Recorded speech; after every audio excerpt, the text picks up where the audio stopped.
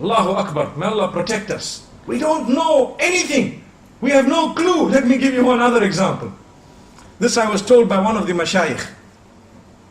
He says, there was a man who was fulfilling salah. And he was an irregular, but he made his tawbah and he came to the masjid. So he arrived at Salatul Fajr. And I hope, my brothers and sisters, that not a single one of us misses Salatul Fajr tomorrow morning. Is there a promise? By the will of Allah. You know, inshallah means 2-3 things. I'm sure you're aware. When people say inshallah, then you say, are you coming to my house? I say inshallah. Then when they don't come, you say, did I say yes? I just said inshallah. You got to say yes, inshallah. So are we ready tomorrow morning, Fajr?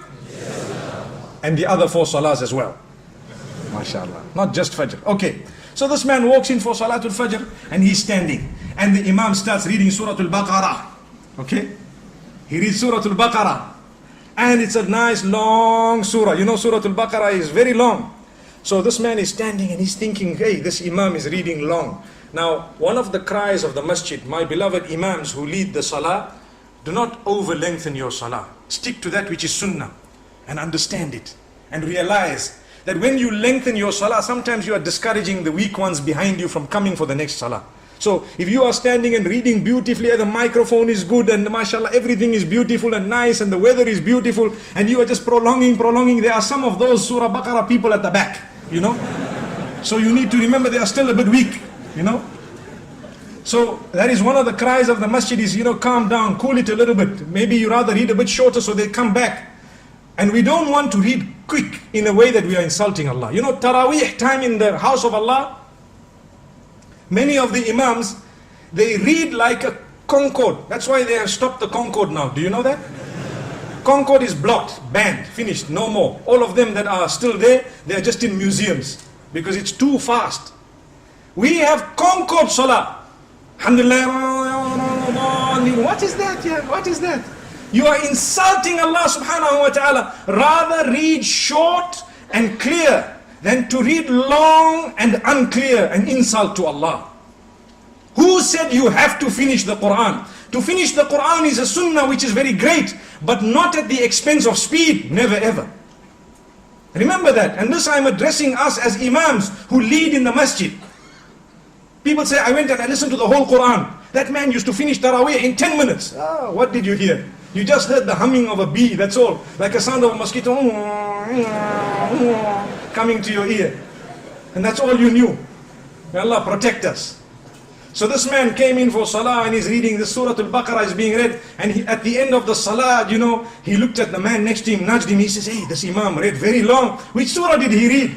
So he says, it is called Surah Al-Baqarah, which means the cow. And it is the longest surah in the Quran. So he said, okay, now I must ask before I start my salah, which surah is being read?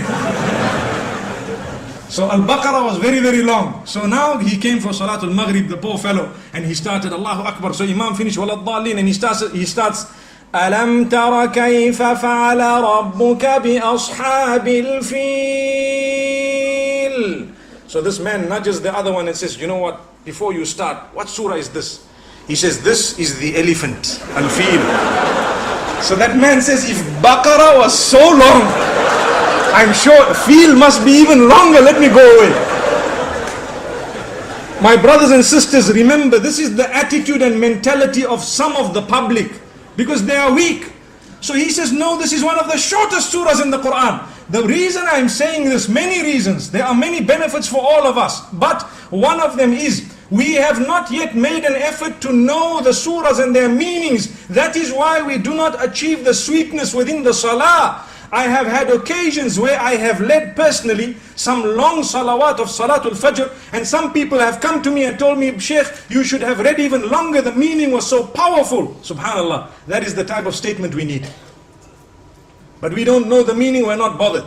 Like I always say, we've studied so many books in order to achieve all those ology degrees we spoke about moments ago. But we haven't studied the one book of Allah subhanahu wa ta'ala, nor have we studied the sunnah of Muhammad sallallahu alayhi wa sallam. It requires an effort, it requires dedication, it requires time off work, it requires a lot. You have no guarantee that you will live to old age when you can do that. So let's do it as soon as we can.